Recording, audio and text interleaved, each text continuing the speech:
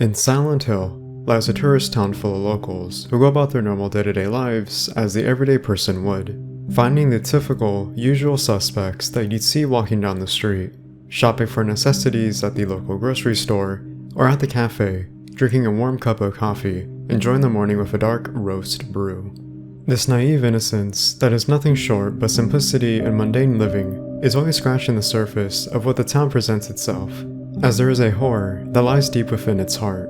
Beneath this town are the many layers that harbor an everlasting darkness that derives unfathomable horrors from one's psyche, manifesting one's self-conscious dark and negative thoughts that are provoked by the town as they are called here for a reason. Cults bringing about the birth of a god, a plague that killed off many inhabitants throughout its history, or an unsolvable murder case committed by a psychopathic serial killer who was once thought dead but is now inexplicably alive, like a fabled ghost story. These are one of the many darkest mysteries that will be thoroughly dissected and analyzed in extensive detail, in an effort to better understand these unexplained horrors that have loomed in the back of our mind. Please sit back, relax, and enjoy the darkest Silent Hill mysteries.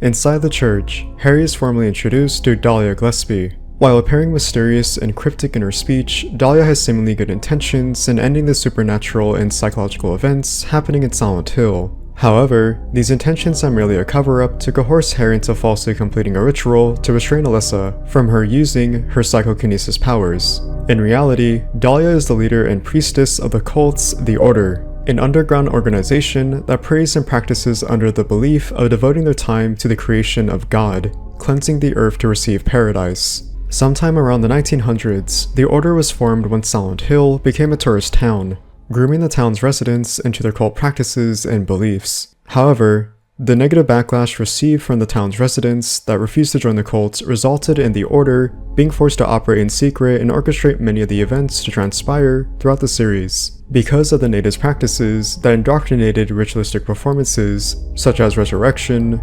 exorcisms, and healing of mortal wounds and diseases, this served as a basis for the cult's practices.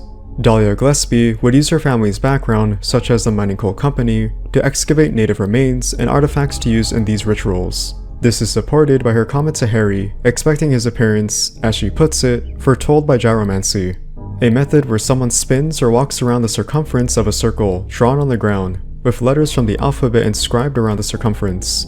The ritual performance is based on the letters where the person stumbles, falls, or lands on. It's intended to create a random or altered state of consciousness to aid in predicting the future. Throughout the years under Dahlia's reign and position under the cult, she would manipulate and influence many of the town's residents into becoming followers of worshipping their god and subjecting her teachings to others in hopes of one day creating a new paradise. This manipulation would sometimes result in drastic measures, where Dahlia would force innocent people who disagreed with her cult's practices, kidnapping or grooming young girls to use them in a sacrificial ritual where they would serve as a surrogate mother, distributing an illegal drug called PTV for its hallucinogenic properties, or running the Wish House orphanage to teach young kids about their order's practices, often resulting in child abuse if the children disobeyed or retaliated. While another victim of the supernatural phenomenon that arose in Silent Hill, Kaufman isn't what he appears to be, as much of his role is integral to the events to follow.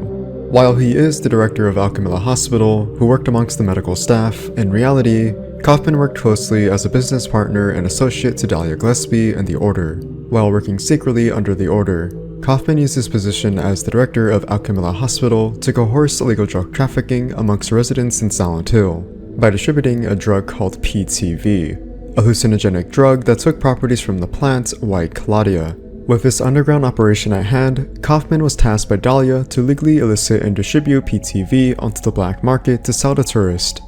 In doing so, Kaufman would have a business partner named Norman Young. Their intentions were profiting and, in exchange, they carried out illegal medical dealings such as forging autopsies and patients' medical records to divert pharmaceutical attention to the drug they were selling. However, this illegal drug trafficking would get the attention of the local authorities from the Silent Hill Police Department and their local mayor, launching an investigation into their illegal operations. However, this investigation wouldn't last long, as the Order would murder the mayor and one of the police officers to prevent further investigation into Kaufman and the Order's drug trafficking. Years later, the Order would be secretly nourishing the embryonic god and foreseeing the imminent birth of the god, which resulted in Dahlia betraying Kaufman as she didn't need further use of him anymore, resulting in Kaufman seeking revenge for her betrayal. When visiting Annie's bar, he finds Kaufman attacked by the Mumbler. With quick thinking, Harry uses his handgun to fire at the Mumbler, killing the monster and saving Kaufman. With the situation handled, Harry and Kaufman catch up a bit before Kaufman states he has other important business matters to attend to, leaving Harry to himself. Before leaving, Harry notices Kaufman dropped a key and a receipt with the number 0473 labeled in red. With this in mind, Harry heads over to Indian Runner, where he inputs the numbers 0473 into the keypad, granting him access. Once inside, Harry then uses the safe key on the locker safe, finding drugs, specifically PTV. This alludes to the illegal drug trafficking that Kaufman and his business associate Norman Young participated in. Upon further inspection, there are notes left by Norman himself that give a bit of insight into his thoughts and feelings, which shows him having a moral conscience and reflecting on the illicit distribution of these PTV drugs on the black market, to the extent where he even thought about leaving town, as he doesn't want to participate in this illegal operation, but is scared of what will happen to him. After Harry finds a code on the wall labeled 0886, he proceeds to Norman's motel to find a series of items, which eventually leads him to a garage where he finds a vial inside a motorcycle gas tank. As if on cue, Kaufman arrives with anger when he sees Harry holding the vial, which contains a Glophodus. This exchange results in Kaufman projecting his anger with hostility, threatening Harry if he wants to die here and telling him to keep out of other people's business. Lisa Garland's backstory is rather tragic, as she lived and grew up in the town of Silent Hill. In her youth, she attended Midwich Elementary School, and in her late teenage years, aspired to be an actress as she developed a fond love for theaters, especially plays and movies. However, these ambitions were met with no avail as her family disapproved of her goals and instead pressured her into becoming a nurse. Much like her mother and grandmother before her, this led to her eventual occupation of becoming a trainee nurse who worked under Michael Kaufman. Because of Kaufman's illicit distribution of illegal drugs under the Order, he would pressure Lisa into taking the illegal narcotic PTV. Because of the long-term abuse, Lisa unfortunately gained an addiction to the drug. Kaufman used this to blackmail her into keeping Lisa alive with continuous medical attention. In performing this task, Kaufman would supply Lisa's addiction and wouldn't reveal her illegal drug use to the public. Over the span of 7 years of watching Alessa under her care, Lisa would become more mentally and physically unwell as the toll of drug abuse, blackmail, and caring for Alessa made her deteriorate over time. The side effects of the drug she took over the years resulted in hallucinations and becoming more unstable, as she would see illusions of insects invading her personal space or the water faucet pouring out bodily fluids. Around this time, Lisa Garland's boyfriend, Matthew, visited Silent Hill in an attempt to save her, as he became worried about Lisa's mental and physical health deteriorating. However, this would prove to be difficult as Dahlia would successfully have Alessa's other half of her soul, Cheryl Mason, fuse back with her original self and become whole again. Once the town shifted into the nightmarish state it was in, Matthew's attempts to save Lisa proved to be futile, as he would be killed by Valtiel, an angel who was a servant of the Order's god and protector of the fetus, ensuring it would be born. With rage consuming her after witnessing the death of her boyfriend, Lisa's attempts to strangle and kill Valtiel was no avail, as Valtiel would murder her as a result, leaving Lisa to become a lost spirit roaming aimlessly in the other world. Before Alessa was captured by her mother, Dahlia falsely claimed to Harry that the Marcus Samael was a ritual that Alessa was orchestrating to cause annihilation on the town and the town's inhabitants as a means of not only putting an end to the cults, but also committing ritualistic suicide. While partially true, Dahlia misleads Harry with the fabrication of Marcus Samael, rather than stating the truth to be still the Metatron. The reason for this is due to not revealing the true intentions from Alessa. Alessa wants to finally put an end to her pain and suffering she experienced with 7 long years of trauma. Her upbringing saw her subjected to forced religious practices by her mother, bullied by her classmates verbally and physically, and served as a sacrificial offering for a ritual conducted by her mother, resulting in her body becoming burned, immobilizing her to being confined to a hospital bed for 7 years. The Mark of Samael, in reality, is nothing but mere fodder and serves no significance to the Order, seen merely as a talisman. The aforementioned seal of Metatron is derived from the Jewish mythology, such as the angel himself, Metatron, standing close to God as a mediator of humanity.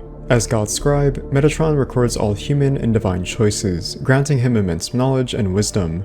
This knowledge makes him a powerful figure, able to use it for manipulation and control. Samael, depicted as an angel of death, is one of the 7 archangels who serves as the king of all demons, loosely equating to that of Satan in some cultures, such as Jewish mysticism. Interestingly, in the Lost Memories Silent Hill Chronicle, according to Kabbalah, Jewish mysticism, the angels Metatron and Samael originally share the same existence, implying that they both serve under the function of the seal of Metatron. While the seal of Metatron is seen as nothing more than a talisman from the Order, it contradicts those claims as Alessa's plan was derived from inscribing 5 seal of Metatron symbols throughout Old Silent Hill, Central Silent Hill, and the resort area.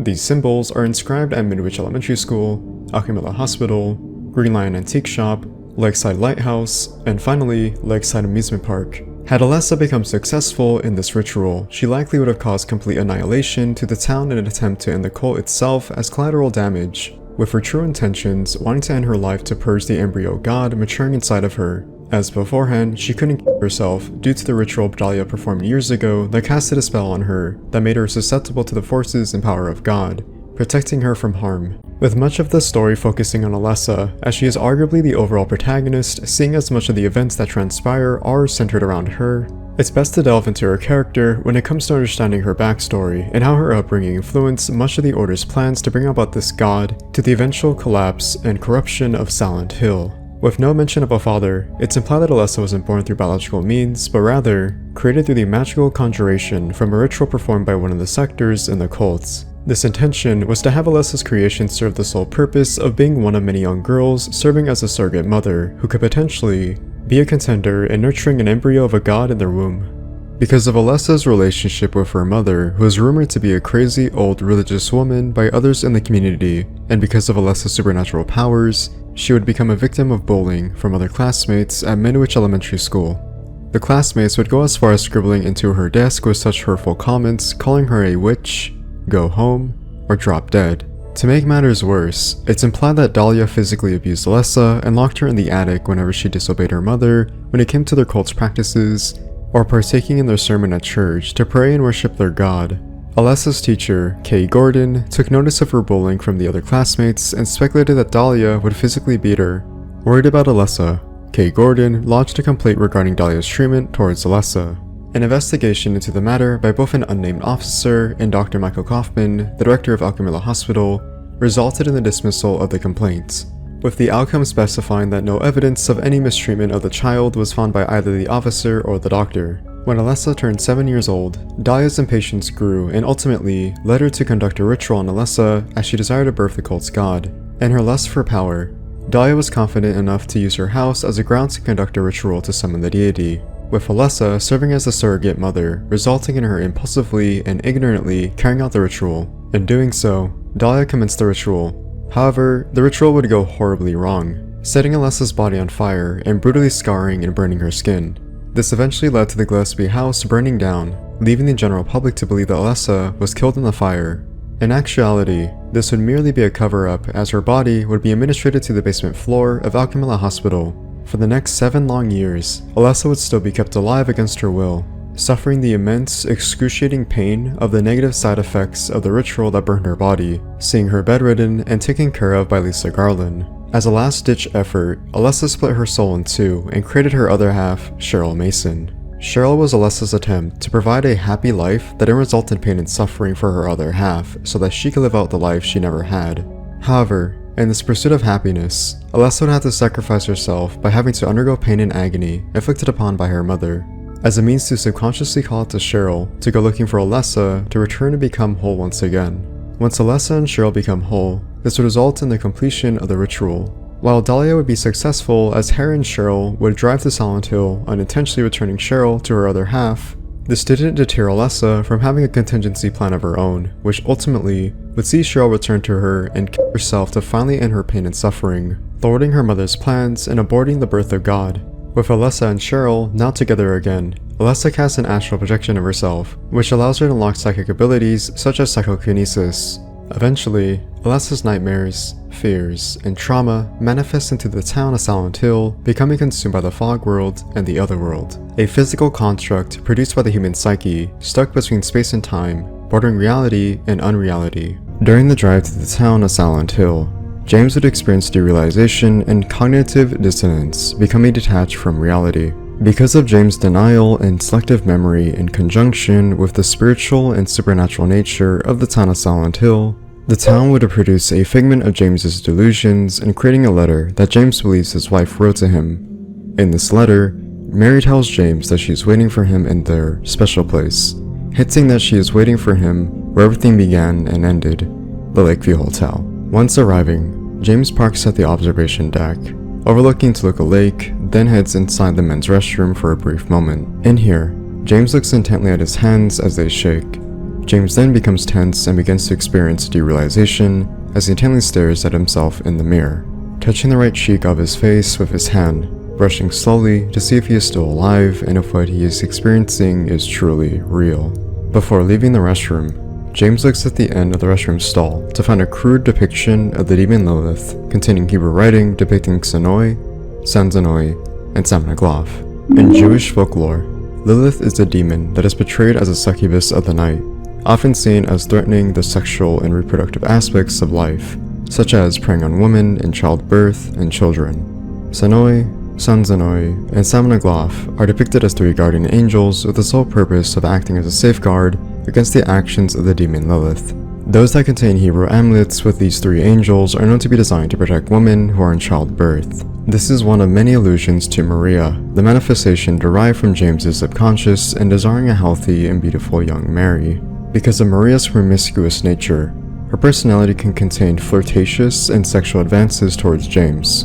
To warrant this temptation on his behalf and wanting to engage in his desires with Maria, Maria could be seen as a demon, closely associating that with the demon Lilith, as she preys upon James to manipulate him emotionally and sexually dissuade him from his objective in finding Mary. Before James leaves for the cemetery, he goes to the driver's seat of his car to grab the map that contains a depiction of the forest trail leading to the town of South Vale. In the back seat of the car, James doesn't realize that it's actually Mary's corpse, paying no attention to or continuing recollection of the act that he was planning to do beforehand. While not revealed explicitly in the story, it's implied that James was going to commit a ritualistic act called shinju, a Japanese term for double suicide. The belief in Japanese culture is that lovers who commit suicide together would be rejoined in heaven, a view supported and conceived in the feudal teachings of the Edo period. Because of James' derealization and detachment from reality, he forgets his intentions of committing this act and instead holds onto the false reality of Mary's letter, alluding to her still being alive. Indulging in his delusions, James believes that Mary is possibly still alive, but expresses dismay as he recollects and monologues to himself the letter Mary sent him, and if she is truly still alive, waiting for him. Nevertheless, James commits to finding Mary and travels to the town of South Vale through the forest trail that leads to the cemetery. As James immerses himself in the forest and walks down the path, he stumbles upon a lonely well containing an ominous red square, staying afloat above the water. Mysterious and otherworldly, James looks into the red square, causing him to have a surreal moment where it feels as if somebody reached inside of his head, groping around his skull. As a gameplay element, the red square is used to save the player's progress, as it can be found in subsequent areas that James will visit throughout the story. Narratively speaking, the red square functions as a literal and figurative plot device that allows the player to view and reach inside James's memories, implying the red squares have a mental and psychological effect on James. When it comes to the town's spiritual power manifesting through such psychological effects, it works differently depending on the user's fears, thoughts, and memories derived from their subconscious. This is used to express how these delusions, derived from James's mental psychosis, are meant to be subtle foreshadowing. The memories that James suppresses and slowly builds up to remembering are painful and traumatic from his treatment of Mary, but also to subconsciously push him to reflect on his past actions of murdering his wife and come to the acceptance of the consequences he committed in his journey to forgiving himself. In the last save room, James finds himself in a room with 9 red squares looming over him ominously. These 9 red squares serve as the representation of the 9 delusions that he's encountered in his journey so far. These would be the lying figure, mannequin, pyramid head, bobblehead nurses, flesh lips, Mandarin, abstract daddy, Maria, and Mary. As we see the reflection of James, he reverts his gaze by not looking directly into the red square, implying that he's scared and hesitant to uncover and reveal the truth. But because James killed or witnessed the manifestations that derive from his subconscious of the fears, trauma, and memories centered around Mary, it allowed him to remember his actions and repent for his consequences by understanding that he's human. Angela's story is a heartfelt cry of a victim of abuse. estranged from her father and brother as they enforced this physical and sexual abuse towards her, leaving her hopeless with nothing she could do. It's because of this act of disparity that caused this humiliation, self-hatred, and hopelessness towards the poor girl led to a life filled with despair and sorrow. Angela grew up in a poor and toxic family, primarily with her mother, father, and brother. Because of this violent, abusive, and traumatic family dynamic, Angela was emotionally deprived and manipulated so that she would never find happiness and live an endless cycle of pain and suffering. Her father, Thomas Orozco, was a lumberjack who was an aggressive alcoholic and violent in his behavior, specifically towards Angela. As she embraced and endured this abusive relationship with her father, he would often vocalize threats and manipulative statements to make her feel hopeless or alone, in her ability to defend or take care of herself. With the bombardment of physical and sexual assaults towards Angela, this eventually molded her into fearing and resenting men, believing that her father's actions applied to all men, emotionally manipulating women to exact what they desire. Furthermore, Angela's brother would abuse her incestually, expediting her trauma and cementing her feelings she felt towards men. The only safety that Angela found that gave her a glimmer of hope was in her mother. However, this display of affection and warmth that she wanted was only met with the shame and beratement from her mother, as she reminded her that she deserved what happened to her, even turning a blind eye towards the acts from her father and brother toward her. At some point in time, Angela's little bit of hope would be completely tarnished as her mother would leave the family, resulting in Angela's hopelessness and leaving her with nothing but the continuous abuse from her father and brother.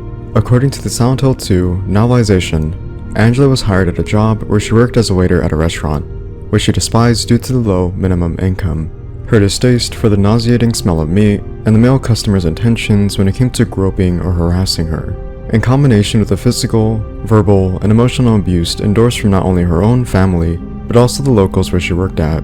Angela came to a breaking point where she became suicidal, as she couldn't endure the torment and pain she suffered years prior.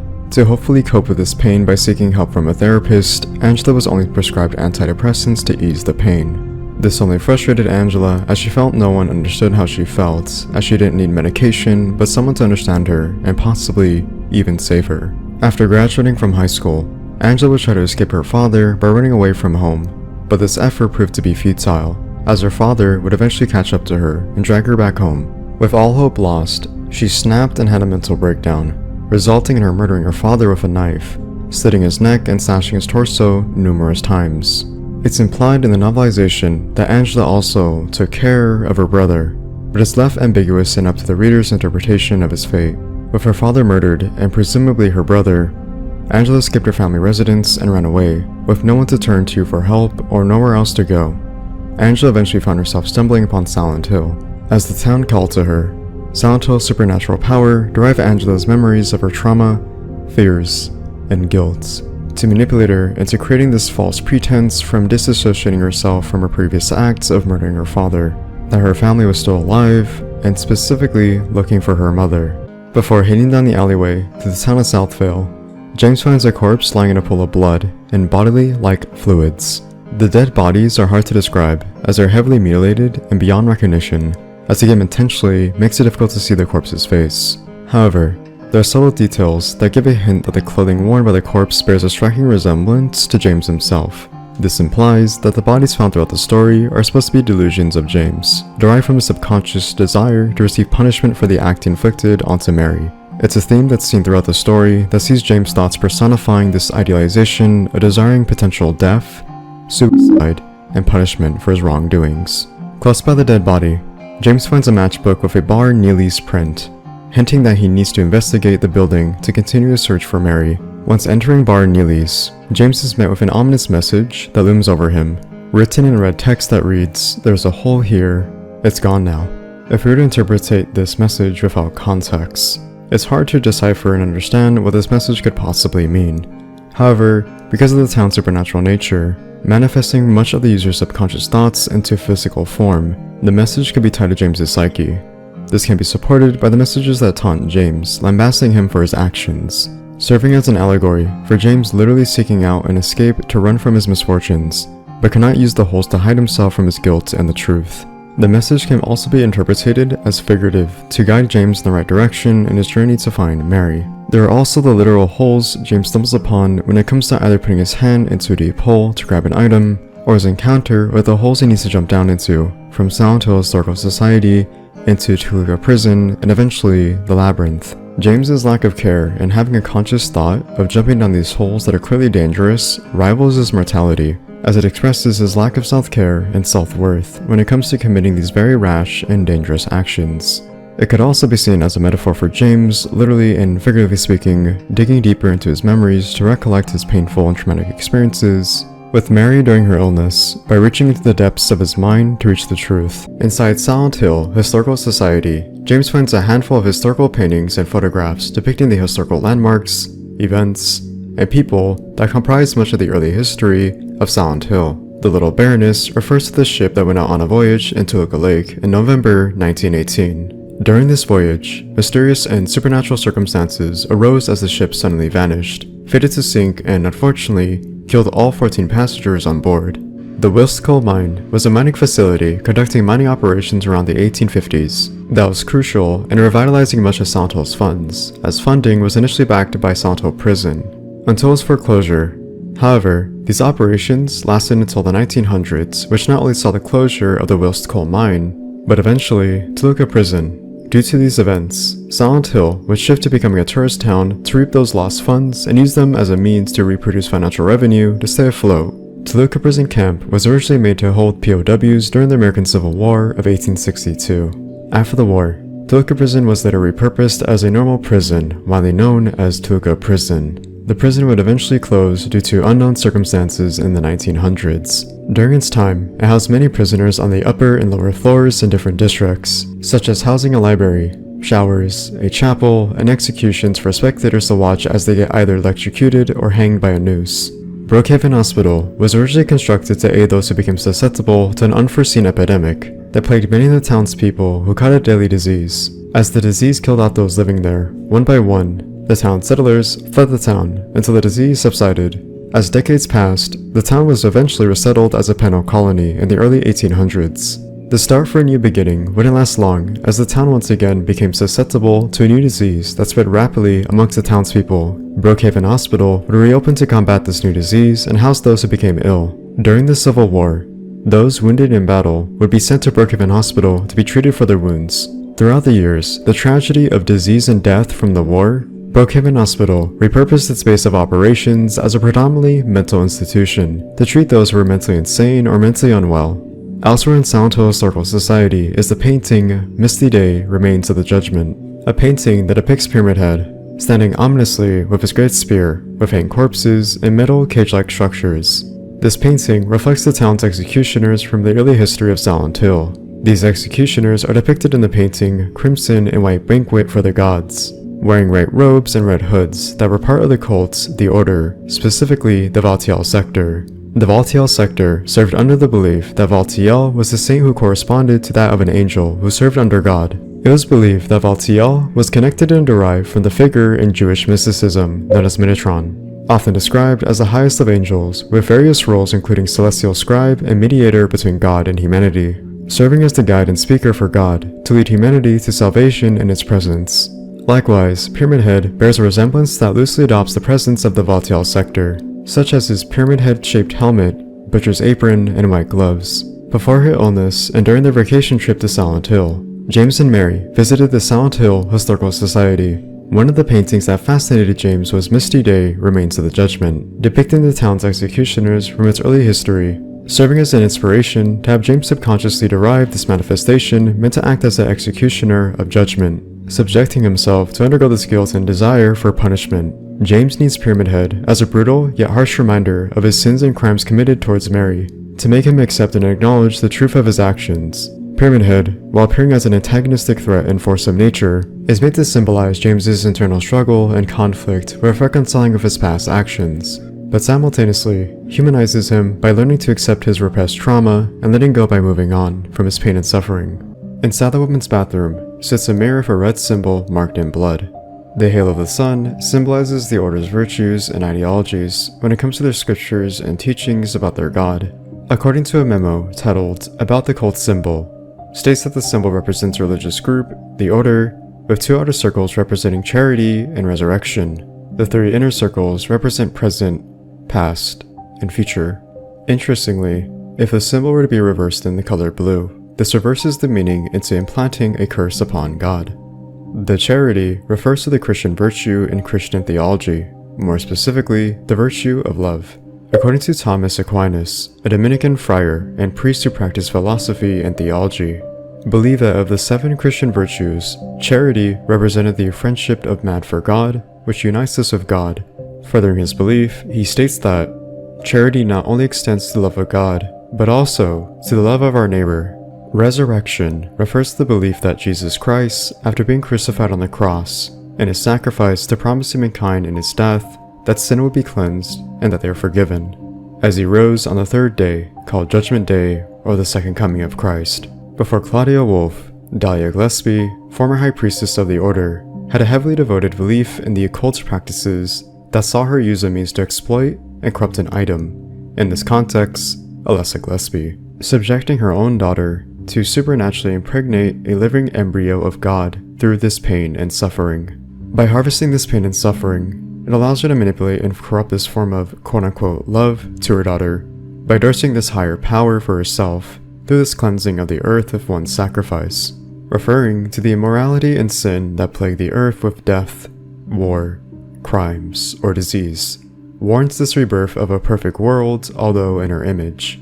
Claudia Wolf would follow these ideologies adopted from Dahlia Gillespie. However, she would adopt her own interpretation of her belief in the birth of God and resurrection of a new paradise. Past, present, and future serve as the symbolic representation of Heather Mason.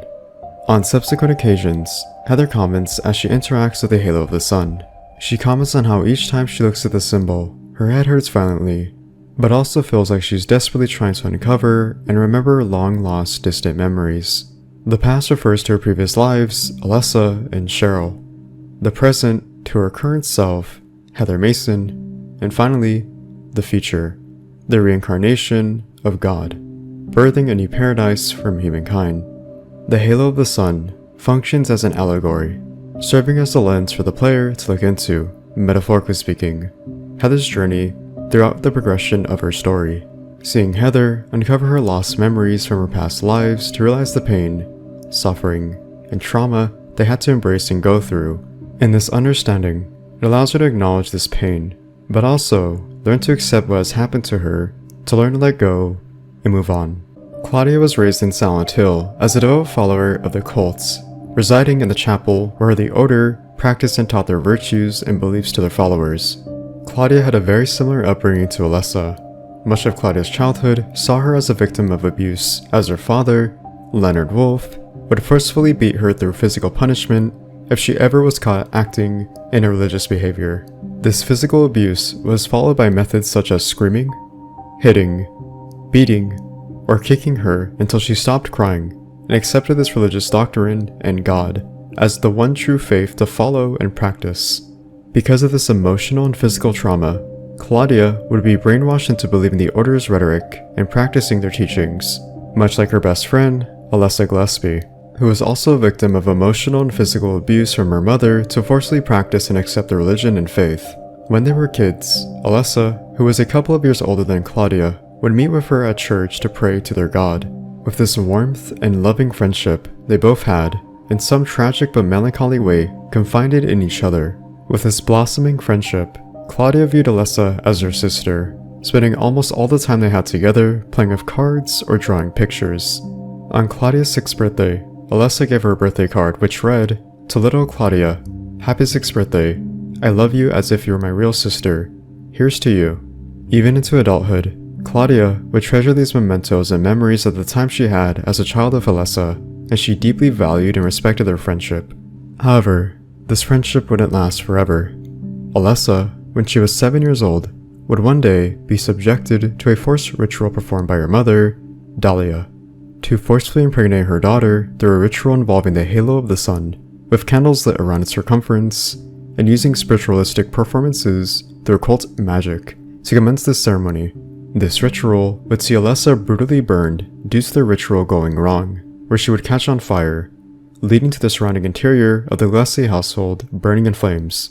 To the eyes of the public, Alessa was pronounced as dead, when in actuality, Alessa would be hidden in Alchemia Hospital's basement, suffering for 7 long years. It's unknown if Claudia knew about Alessa being kept hidden and left alive, but what is known is that she would be well aware of Harry Mason stopping the ritual, then if she saw Alessa, called the Incubator, give birth to the Incubus, the manifestation of the cult's collective subconscious thoughts and idealization of envisioning their idea of God.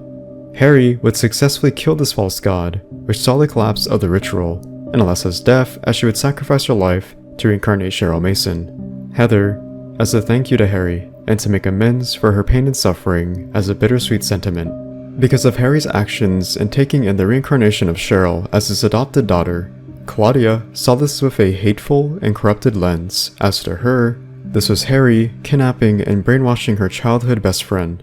In the 17 years to follow, Claudia would rise to the ranks of the cults, becoming the High Priestess of the Order, and exacted revenge by orchestrating a plan to kill Harry Mason, as a means to manipulate Heather into emotionally expressing hatred and revenge to expedite the birth of God.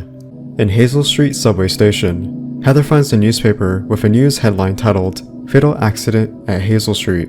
In this newspaper article, it explains that 11 p.m. on the 4th describes a man who was waiting on the subway platform for a subway train to arrive, suddenly fell on the train tracks, and shortly after, got his head decapitated by the oncoming subway train. The victim died immediately upon impact. After finding a nutcracker and inserting this into a bolt to access the gate, Heather heads down the staircase to platform 4. Here, she finds a continuation of the newspaper article about the fatal accident at Hazel Street. In this occult magazine article, it depicts the legend of the poor souls that died suddenly by suicide or an accident, not realizing they are dead. These spirits are unaware of their current state, as they have lost their human senses, and are forced to relive the memories of their deaths, replaying them on repeats. Because of this, these spirits resort to humans for salvation, or by possessing them to do acts without their consent, such as committing suicide or participating in a fatal accident that inflicts pain upon themselves. This newspaper article likely serves as not only a cautionary tale, but also as a symbolic representation of the cycle of rebirth, particularly death. Alessa Gillespie participated in a ritualistic suicide after living with 7 years of her excruciating pain from the wounds she was burdened with, seeking death as the only option to end her suffering. Alessa devised the ritual with the seal of Metatron as an act of annihilation upon the town of Silent Hill, more specifically, the Order, but with the intentions of committing suicide to end her pain and suffering, as she couldn't end her life by natural means, as the embryonic god inside of her womb protected the surrogate mother from any sense of harm towards her. Shortly after finding this occult magazine, Heather then finds herself at Platform 4, the spot rumored to be haunted, where ghosts lurk for its next victim. As Heather cautiously approaches the edge of the platform, she suddenly gets shoved, falling from the platform and onto the train tracks. Immediately after, Heather hears an oncoming subway train, resulting in her thinking and acting quickly by hopping back onto the platform, avoiding near death. Inside the hospital, Heather finds a visiting room that contains a mysterious and oddly placed doll, alongside a journal. Curious, Heather reads this journal to find it contains a love poem addressed to Heather. In this poem, a man by the name of Stanley Coleman professes the love he radiates for Heather, despite hardly knowing her. He states that he waited in his cell for a long time, longing for the day Heather would come to rescue him. Stanley tells Heather he loves her, and, as a gift, gives her the prized doll as a commemoration of their meeting and producing this everlasting love forever. Disgusted and recoiled by this unforeseen and disturbing poem, alongside the doll specifically given to her, Heather finds Stanley's efforts to be creepy and uncomfortable, as she doesn't know the person and rejects his advances. Throughout the exploration of Brookhaven Hospital, on subsequent appearances, Heather will discover more of Stanley's advances in proclaiming his love to Heather, with various poems he has scattered around the hospital for her to find. Even though Heather does take notice and read these poems, she cements her feelings of this as borderline creepy and disturbing, not wanting anything to do with this mysterious stalker. In the final poem that Stanley leaves for Heather, he accepts this delusional reality where he idolizes Heather as his perfect partner for himself, telling her goodbye in this final poem. While he professes his wishes to live a life with her in a perfect, beautiful world where it's just them alone, he is incapable of seeing this through with Heather due to Leonard, stating, "Leonard despises me because I made fun of it, saying it would become this. If it weren't for his meddling, I would have been able to meet you in just a little while. Stanley bids his farewells, ending his poem with Heather as his goddess and lover. As to what or who Stanley Coleman is left up to interpretation. It's possible that Stanley Coleman is the spirit of an actual person who passed away, as it's revealed in his notes that he was a patient who resided in one of the cell rooms in Brookhaven Hospital. Stanley was diagnosed with and suffers from attachment disorder, a psychological disturbance in which someone obsesses over a person or an inanimate object. Stanley's symptoms express sexual and emotional attachment towards Heather, seeing her as his lover, yet simultaneously an object of lust and love. With this in mind, Stanley can be deduced to idolize and romanticize the idea of Heather as opposed to genuine emotional and romantic love, due to his mental disorder, incapable of distinguishing the two concepts. Another interpretation of Stanley is that he is the manifestation derived from Heather's subconscious as one of her fears she expresses, which are stalkers or predators that she likely had experienced at some point in her pubescence. This is supported by reactions towards people's direct and forward nature, exacting something from her. Heather, in a way, can be seen as an object that people take advantage of. To Claudia, a sacrifice and birthing god. To Vincent, a victim who is manipulated into doing his bidding. And to Douglas, a reminder of the death of his son, which he takes as an opportunity to appease his guilty conscience over his death by helping Heather. While climbing the ladder, Heather finds herself in a transition into the otherworld Brookhaven Hospital. On the 3rd floor patient wing, Heather searches through the blood-infested hallways and eventually stumbles upon a room with a large mirror. In this room, there's a large and massive mirror that sits on the wall in front of her, allowing Heather to see all of herself in this reflection. If Heather chooses to stay in this room, the room will slowly become corrupted and impure as time passes. Drenched in red, black-like veins that covers the floors, walls, ceiling, and finally, Heather herself on the opposite side of the mirror. Eventually, Heather will finally be consumed by the red, black-like veins, leading her to dying. The mirror room is likely used as an allegory to represent one of the many fears Heather exhibits throughout the story. Having a fear of mirrors, called spectrophobia, in this context sees a woman in their adolescent teenage years derived from their insecurities and their physical appearance, which exposes their flaws as they can see all of themselves in this reflection. Mirrors were previously seen at the beginning of the story, where Heather encountered the Hail of the Sun symbol. Nearby the symbol, Heather looks at herself in the mirror, giving direct commentary as she stares at her reflection, expressing her dislike of mirrors as she doesn't like her appearance, hinting at dysphoria. There's also the likelihood of this serving as symbolism to Alessa Gillespie. It's possible that when Heather looked into the Hail of the Sun, her memories started to come back to her, albeit slowly. In these shattered memories, she starts to manifest the past life of Alessa. With Alessa's traumatic memories, this likely influenced her dislike of staring at herself in the mirror, possibly seeing herself as a disease or a burden. After witnessing the large mirror room, Heather takes the elevator to the 2nd floor patient wing, entering the men's locker room to find a locker that holds a payphone. As she inspects the payphone, the telephone abruptly starts to ring. With hesitation, Heather picks up the phone and asks who it is. On the other end, Heather hears an eerie and chilling voice that sings her a happy birthday song. Confused, Heather asks if this is Leonard. The happy birthday caller tells her that's the murderer's name, and that he isn't her beloved Stanley either. The happy birthday caller continues with this delusional call about Heather's birthday. However, Heather corrects this by stating it isn't her birthday. The caller is likely referring to Heather's past lives, specifically Alessa and Cheryl. The caller wishes her a happy 24th and 31st birthday. If they were still alive, Cheryl Mason would be 24 years old, and Alessa Gillespie would be 31 years old. After Heather doesn't forgive the woman in the confessional, Heather navigates the corridors of the church to find a hallway with red footprints, with a young girl crying. These red footprints step towards the painting, which hint to Heather that she needs to interact with the painting. Once done, a hidden door is revealed. Before entering this mysterious door, Heather heads further down the hallway to the belfry. Inside, Heather notices 3 large paintings: Saint Jennifer Carroll, Saint Alessa Gillespie, and finally, Saint Nicholas. Jennifer Carroll is depicted as a historical figure back in the town of Sound Hill's early history. Jennifer Carroll became aware of the spiritual and supernatural nature the townsfolk were blind to. Curiosity got the best of her, and she indulged in these ritualistic practices or dark occult magic and secrecy. Because of these practices, she was eventually held captive and executed, purportedly by Christians due to political opposition. However, this could also be due to her, in the eyes of a Christian, being depicted as practicing witchcraft. Because of her death, the cult hailed her as a saint and a martyr, serving as potentially one of the sole influences in creating the order. Alessa Gillespie is depicted as a saint, immortalized in this painting as a holy, divine figure, sacrificing her life to give birth to God. With this act, the order hailed her as the Holy Mother, the one who would lead them to salvation, with the deity promising a new eternal paradise. The irony is that Alessa wanted nothing to do with the cults after the abuse and trauma they inflicted onto her. To cover up this truth, they manipulated Alessa into their image, giving this false illusion that she was willing to give birth to the Order's God and propagate the Order's mission of receiving paradise.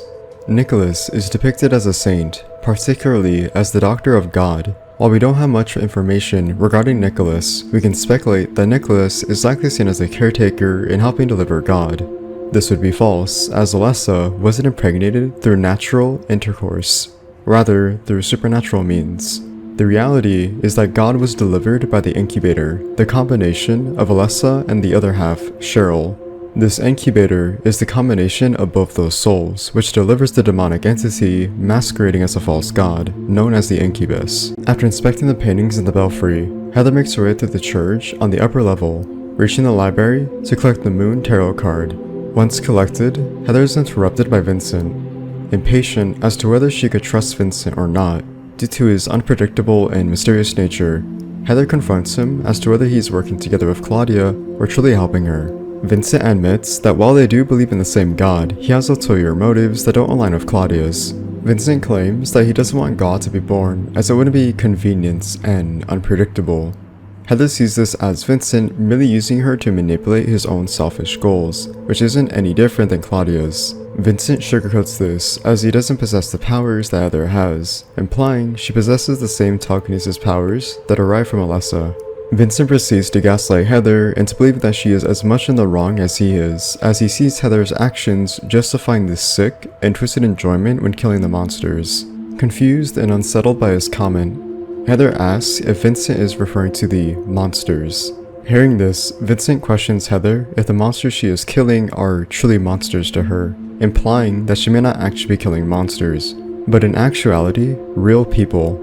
Given Vincent's manipulative and sadistic personality, it's possible that he's instigating Heather to provoke an emotion out of her, just for his twisted enjoyment. Before he leaves, Vincent suddenly remembers to ask Heather for the seal of Metatron, reassured to see that she has it still. He then gives Heather the Book of Otherworld Laws, a book that describes the effects and behavior of the Otherworld. However, the page Heather flips to is the Seal of Metatron to learn the magical properties of the talisman. This entry describes the Seal of Metatron as a magic square with strong protective and dispelling properties, referred to as Virun 7 Crest, or the Seal of Metatron. This talisman is purposed to bring results, regardless of whether the target is good or evil.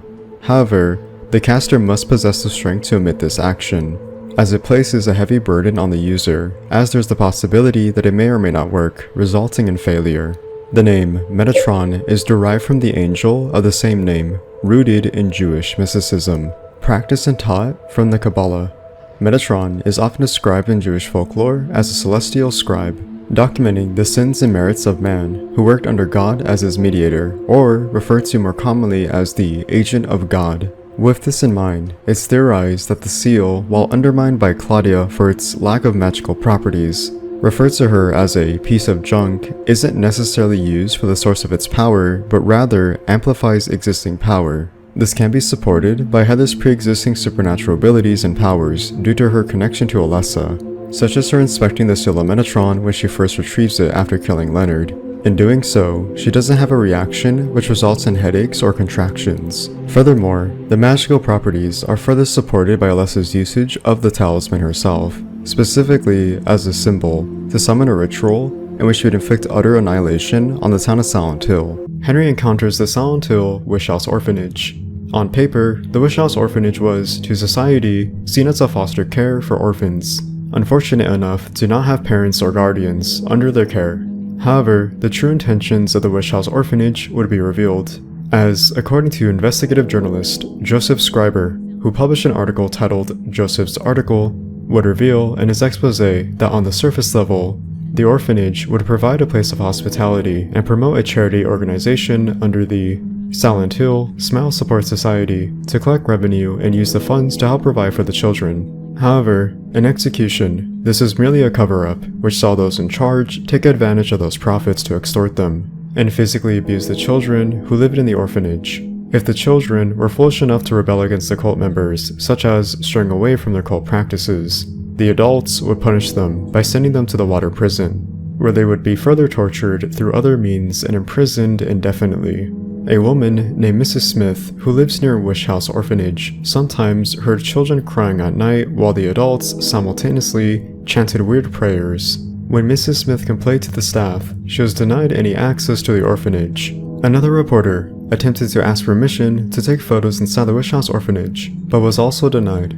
At the end of Joseph's article, he states he will further his research into the Wish House Orphanage and the cult running the legal operations behind it. As Henry checks the multiple rooms on the second floor of the hospital world, he stumbles upon a room with an abrupt and haunting sign of a massive alien head. The mysterious and ambiguous nature of the alien head is left up to interpretation as to what it could directly symbolize, but it could be seen as a mocking caricature of Henry's observations of Eileen. While his intentions are pure, as he genuinely cares about her, one can interpret his actions as unjust, as it is seen as an invasion of privacy, since she doesn't know of Henry's actions, which, without context, can be deemed as ulterior in his motives and give off the wrong intentions. Henry's observations can be seen elsewhere, such as his front door when looking into the peephole, the watchtower that peers into the children's cell rooms, or looking outside his window into the outside world that goes on without him, of South Ashfield. These observations are manifested into personifying those actions of Henry and completely reversing it onto him, projected by the aforementioned Eileen head.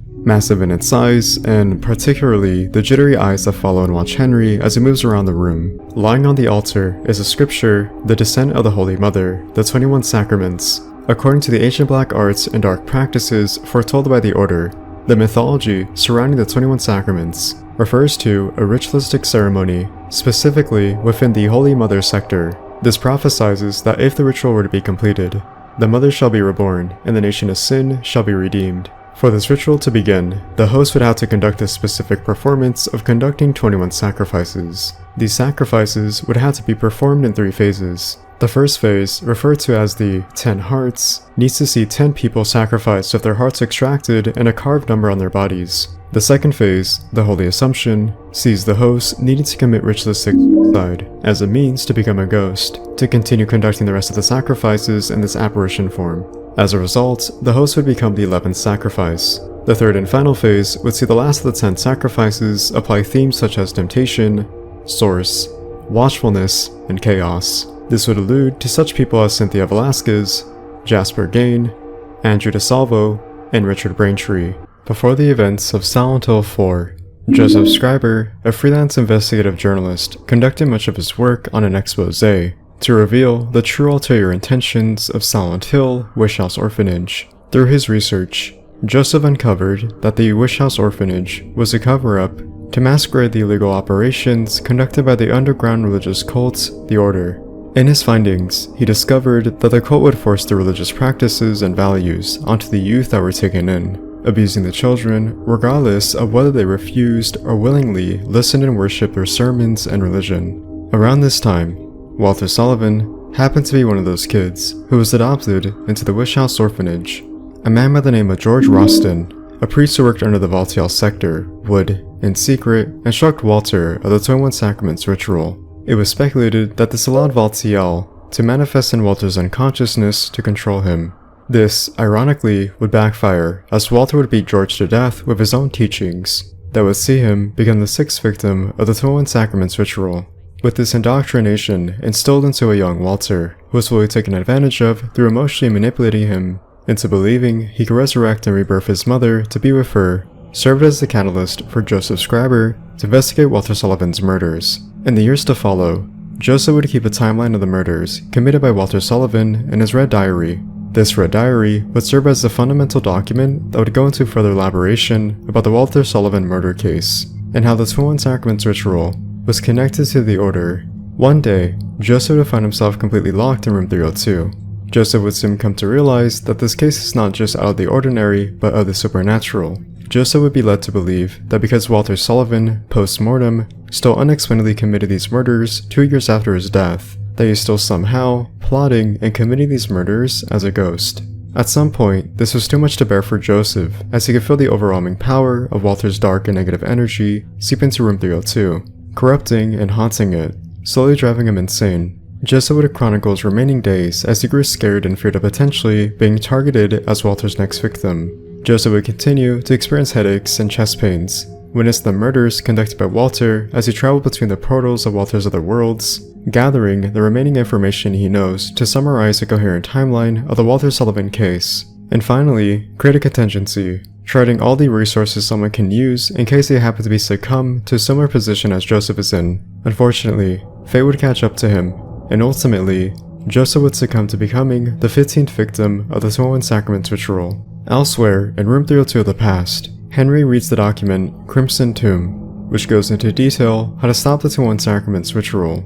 In this memo, it states to stop the ritual, one must pierce the conjurer's mother's flesh with 8 spears into the conjurer's true body. In doing so, this would ultimately kill the conjurer and his mother, referring to the rebirth of Walter Sullivan's mother and Walter Sullivan himself. Before Henry leaves room 302 of the past, he acquires the Pickaxe of Hope. Henry returns to room 302, using the Pickaxe of Hope on the wall of his hallway near his bedroom and the bathroom. As the wall collapses, Henry witnesses the corpse of Walter Sullivan left in secret in a storage room. Walter's body is seen tied up to a crucifixion, tethered and punctured by wires. Nearby rests an altar. On the altar are items needed to perform the ritual, which include an obsidian goblet, candles, white chrism, and the book titled The Holy Assumption. This ritual would instruct Walter, with a preconceived notion of the 10 previous murders already completed, that once he has acquired the 10 hearts from the previous 10 sacrifices, he would need to commit a ritualistic suicide, becoming the 11th victim. In completing the ritual of the Holy Assumption, he is reborn as a ghost, allowing him to further complete the 21 Sacraments ritual without repercussions. Born into a world unwanted and unloved by his parents, saw the tragic fate of an infant named Walter Sullivan, tossed aside and left by himself. His father complained and yelled toward his wife with phrases such as "stupid little crybaby" and "shut the hell up. You can't blame it all on me." Over the birth of Walter, his mother was left quiet as she never once spoke about his name or how she felt toward her son, regardless of her feelings, whether they were mutual or not. The wife willingly left with her husband, leaving the infant alone in the apartment of room 302. Not too long after, the superintendent of South Ashfield Heights, Frank Sunderland, noticed a loud, audible, sad cry of a baby screeching across the hall. Curious and concerned, Frank heads to room 302, only to stumble upon the shocking sight of a newly born infant. Frank was left speechless as to why his parents abandoned him. It was speculated that they got into financial issues or were in serious debt, owing loans to bad people, which saw them on the run. Whatever the definite reason is unknown, but what is known is that Frank would carry the young infant and give him to the nearby St. Jerome Hospital. Frank would keep Walter's umbilical cord, as he saw this as too precious to throw away, keeping the item for many years. Walter would become a ward at the hospital and eventually be set up for adoption. He would be adopted by the Silent Hill Wish House Orphanage. It was here, during his upbringing, that Walter would receive his formal name and would become enlightened by the teachings of the cults, the Order. If Walter were to misbehave, he would, much like the other children, be sent to the water prison, a cylindrical prison located in a sea of surrounding water in the heart of Toluca Lake. It was here that Walter, unfortunately, crossed paths with a heartless and inhumane man named Andrew DeSalvo, who would take pleasure in physically abusing the children. One altercation saw the young Walter and his friend, Bob, see Andrew one day either kill Bob or make him disappear, as Bob is never heard or seen from again. To make matters worse, Andrew would force Walter to drink water with leeches in it, traumatizing the poor child. When Walter was 6 years old, he learned how to read and write, and he began to keep a diary. At the time, the priestess of the cult, Dahlia Gillespie, was said to emotionally manipulate the young, gullible, innocent Walter about how his mother was asleep, and if he were to read the 21 Sacraments, he could potentially meet her one day. Walter, believing Dahlia's words, would take this to heart. However, he would misinterpret her message and instead believe that his mother is not inside room 302, but is room 302 itself. With this preconceived notion, Walter would travel every single week to South Ashfield Heights in hopes of one day seeing his mother.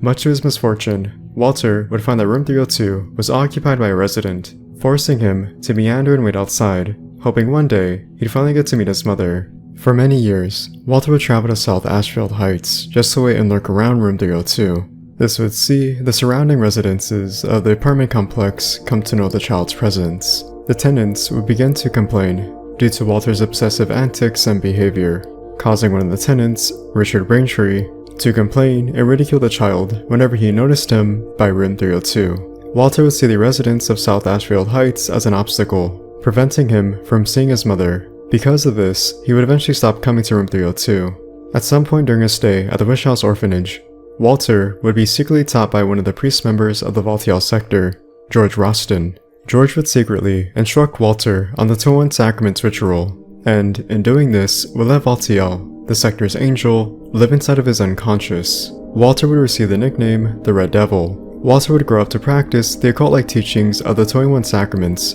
plotting one day to seek out this master plan. At some point, Walter would eventually leave the Silent Wish House Orphanage and become homeless, living amongst the city streets of South Ashfield, as he had no source of income to pay for basic living necessities, such as food, clothes, or a home. One day, Walter would encounter a young girl named Eileen Galvin. Out of the kindness of her heart, she would console him by giving him her doll, in hopes that he could sleep warmly with the company of the doll, and not have to be sad because the doll would be his friend. This exchange would make Walter cry uncontrollably, as Eileen would possibly be the only person in his life who showed him true, genuine, emotional empathy and care.